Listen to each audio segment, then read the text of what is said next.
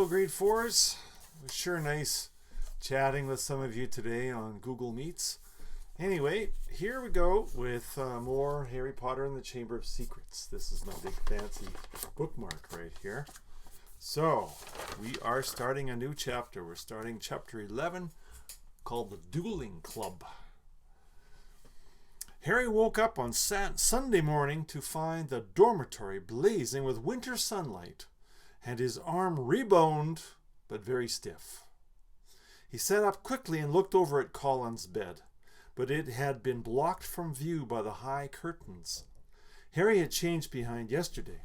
Seeing that he was awake, Madame Pomfrey came bustling over with a breakfast tray and then began bending and stretching his arm and fingers.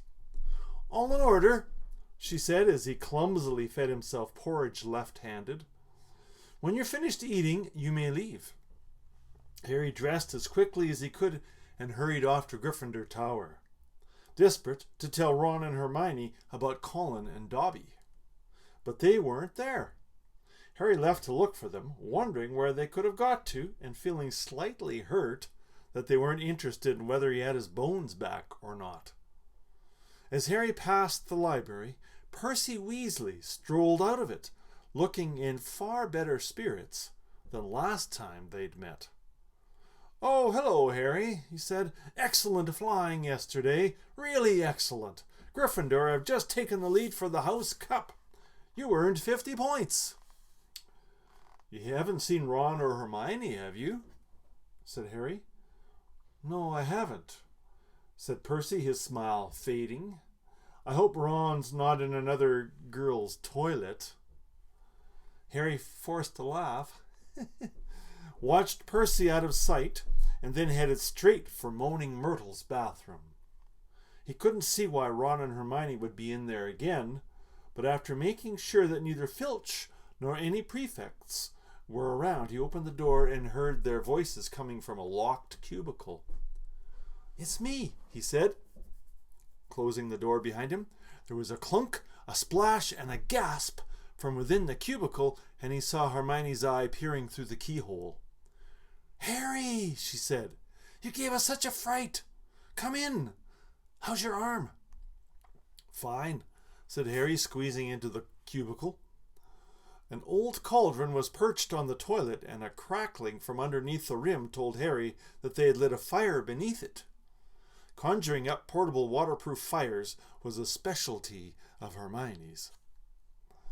We'd have come to meet you, but we decided to get started on the polyjuice potion," Ron explained, as Harry with difficulty locked the cubicle again. "We've decided this is the safest place to hide it."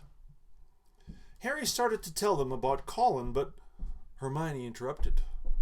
"We already know. We heard Professor McGonagall telling Professor Flitwick this morning.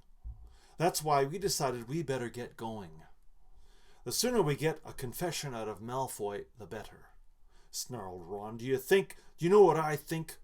He was in such a foul temper after the Quidditch match. He took it out on Colin. "There's something else," said Harry, watching Hermione tearing bundles of knot grass and throwing them into the potion. "Dobby came to visit me in the middle of the night." Ron and Hermione looked up, amazed. Harry told them everything Dobby had told him, or hadn't told him. Ron and Hermione listened with their mouths open. "The Chamber of Secrets has been opened before?" said Hermione. "This settles it," said Ron in a triumphant voice. "Lucius Malfoy must have opened the chamber when he was at school here, and now he's told dear old Draco how to do it. It's obvious. Wish Dobby told you what kind of monster's in there, though.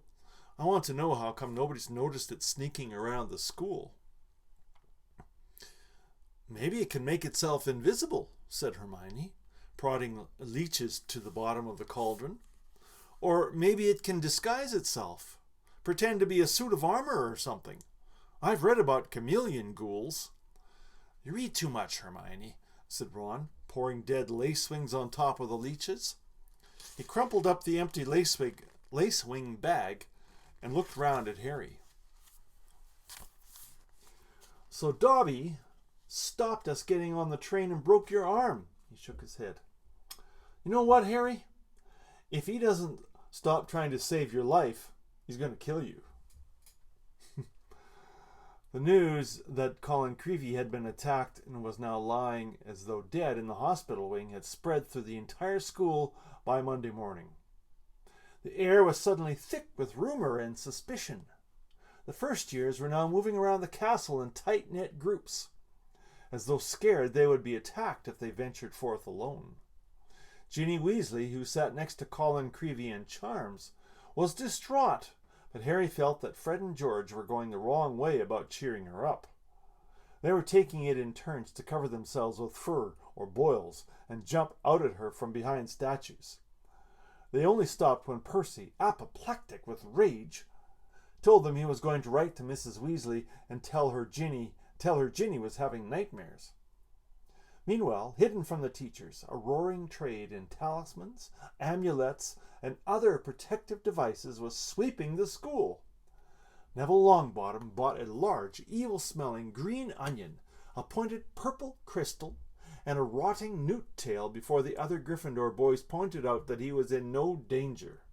He was a pure-blood and therefore unlikely to be attacked. They went for Filch first, Neville said, his round face fearful, and everyone knows I'm almost a squib. In the second week of December, Professor McGonagall came around as usual, collecting names of those who would be staying at school for Christmas. Harry, Ron, and Hermione signed her list. They had heard that Malfoy was staying, which struck them as very suspicious. The holidays would be the perfect time to use the Polyjuice potion and try to worm a confession out of him. Unfortunately, the potion was only half finished. They still needed the bicorn horn and the boomslang skin, and the only place they were going to get them was from Snape's private stores. Harry privately felt he'd rather face Slytherin's legendary monster than have Snape catch him robbing his office. "What we need," said Hermione briskly, as Thursday afternoon's double potions lesson loomed nearer, "is a diversion.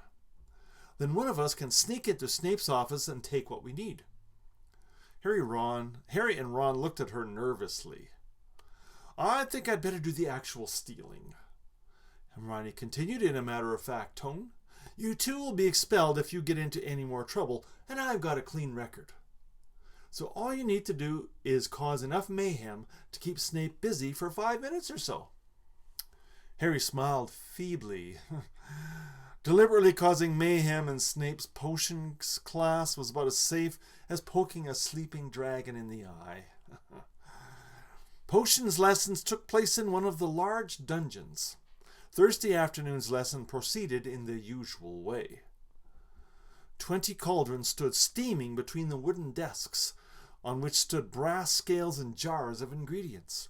Snape prowled through the fumes, making waspish remarks about the Gryffindor's work, while the Slytherins sniggered appreciatively.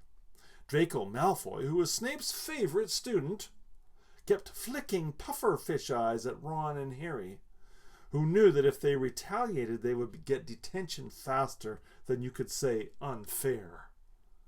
Harry's swelling solution was far too runny, but he had his mind on more important things. He was waiting for Hermione's signal, and he hardly listened as Snape paused to sneer at his watery potion. When Snape turned and walked off to bully Neville, Hermione caught Harry's eye and nodded.